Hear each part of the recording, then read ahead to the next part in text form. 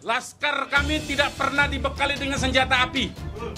Kami terbiasa tangan kosong. Kalau betul itu coba dicek. Senjata apinya, nomor register senjata apinya, pelurunya itu semua tercatat. Cek saja. Silakan dicek. Pasti bukan punya kami.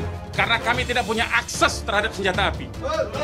Dan tidak mungkin membeli dari pasar gelap. Jadi faktanya memang seperti itu. Kalau memang kejadiannya seperti itu dan anggota dalam rangka overmark, gitu. Kalau dilihat dari perkuatan anggota kita jauh lebih sedikit dibandingkan perkuatan dari pihak yang bersangkutan. Jadi tidak benar kondisinya. Memang faktanya sudah kita sampaikan dan juga ada bukti tentang voice note. Bagaimana sedemikian rupa direncanakan untuk dipancing ke sana dan kemudian dipepet, semuanya terdatakan atau ternyatakan dengan jelas di dalam voice note itu. Mungkin rekan-rekan dari media sudah punya voice note itu, bagaimana ceritanya sudah sangat diketahuinya oleh yang bersangkutan bahwa itu anggota kita, dan kemudian tetap dilakukan upaya-upaya penyerangan oleh pihak mereka.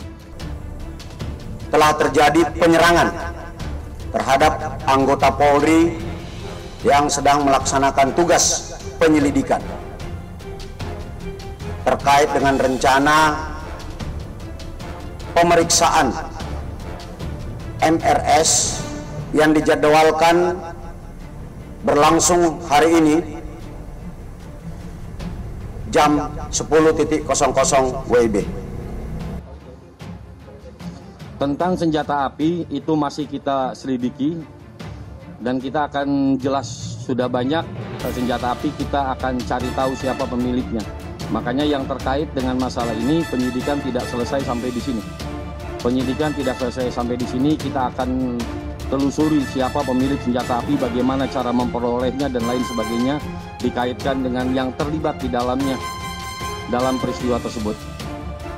Pemasok senjata ke FPI diburu.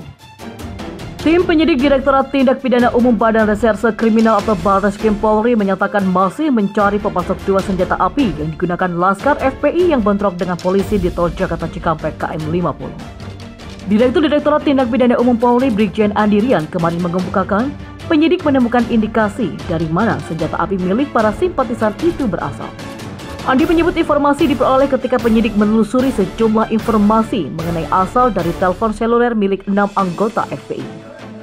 Andi mengatakan pihaknya telah menemukan beberapa CCTV, terutama di lokasi awal saat rombongan pimpinan FPI Rizik Syihab berangkat ke Sentul, Bogor. Menurut Andi, dalam CCTV terlihat ada iring-iringan 10 mobil dari Sentul. Kemudian lanjutnya salah satu mobil memisahkan diri ke arah Ciawi dan sisanya ke arah Cikampek. Terkait dengan keberadaan posisi polisi saat di tol, Andi menegaskan petugas dalam posisi surveillance. Mereka dalam posisi surveillance, yang saya sampaikan ini bahwa fakta itu terkait ada rombongan berangkat dari Sentul itu ada.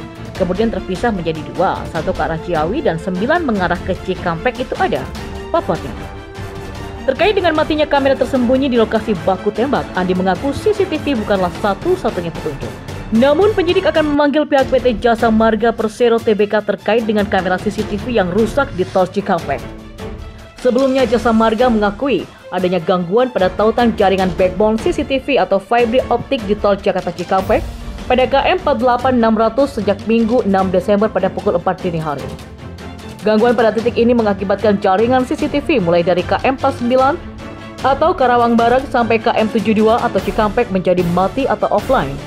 Sementara itu, Kabareskrim Polri Komjen Listio Sigit Prabowo menegaskan pihaknya masih membuka peluang untuk kembali melakukan rekonstruksi lanjutan terkait dengan kasus bentrok antara FPI dan polisi di ruas tol Jakarta Cikampek KM 50. Listio menyebut apabila ada temuan-temuan baru terkait dengan tambahan keterangan informasi, saksi, dan bukti yang lain, pihaknya tidak menutup kemungkinan untuk melanjutkan proses rekonstruksi lanjutan.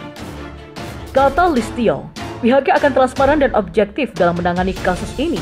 Salah satu buktinya ialah melibatkan pihak eksternal. Dalam hal ini kami telah mengundang Komnas HAM, Amnesty International, Kontras, Imparsial, dan Kompolnas, walaupun yang datang hanya dari Kompolnas, ujar Listio. Sementara di lokasi terpisah, tim kuasa hukum FPI resmi mengajukan pra peradilan terkait dengan penetapan tersangka. Di lokasi terpisah, tim hukum FPI resmi mengajukan pra-peradilan terkait dengan penetapan tersangka dan penahanan Rizik Syihab ke Pengadilan Negeri Jakarta Selatan. Tim kuasa hukum FPI Aziz Yanuar dalam keterangannya menyatakan penetapan tersangka, penangkapan hingga penahanan Rizik oleh penyidik di Treskrim Polda Metro Jaya tidak sah dan tidak berdasarkan hukum. Karena itulah, ia meminta hakim menerbitkan surat perintah penghentian penyelidikan.